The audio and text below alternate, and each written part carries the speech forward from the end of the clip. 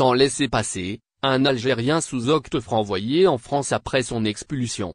Les expulsions de ressortissants algériens, mais aussi leur renvoi, maintiennent les tensions entre Alger et Paris et pèsent lourdement sur les relations bilatérales.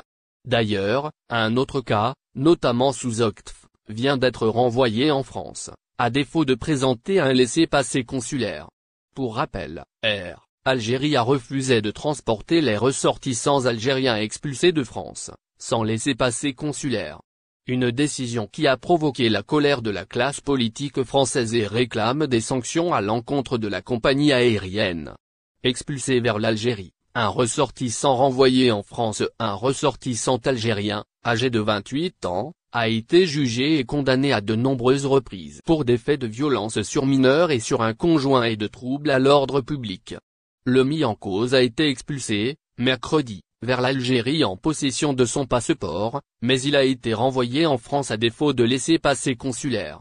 L'homme de 28 ans a été retenu, jusqu'alors, dans un centre de rétention administrative de Moselle, puis il a été reconduit ce mercredi matin vers l'aéroport de Roissy à Paris, pour embarquer en direction d'Alger. En effet, les autorités algériennes n'ont pas accepté son renvoi sans la délivrance de laissez-passer et l'ont renvoyé immédiatement vers Paris.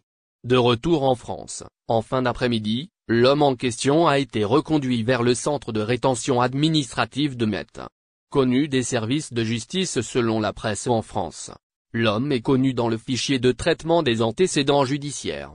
Et ce, pour plusieurs faits de violence sur un conjoint sans incapacité en présence d'un mineur en janvier 2024 et pour violence ayant entraîné une incapacité de travail n'excédant pas 8 jours en décembre 2023. Le 15 janvier, il a été ciblé par une obligation de quitter le territoire français. Cependant, 7 jours plus tard, il a été placé en garde à vue pour des faits de violence en état d'ivresse sur un policier municipal.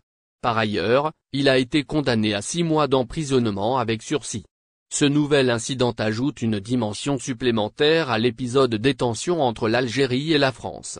Pour rappel, le ministre français de l'Intérieur a indiqué qu'il va présenter, à Alger, une liste de plusieurs centaines de personnes au profil dangereux, que Paris souhaite voir quitter l'Hexagone.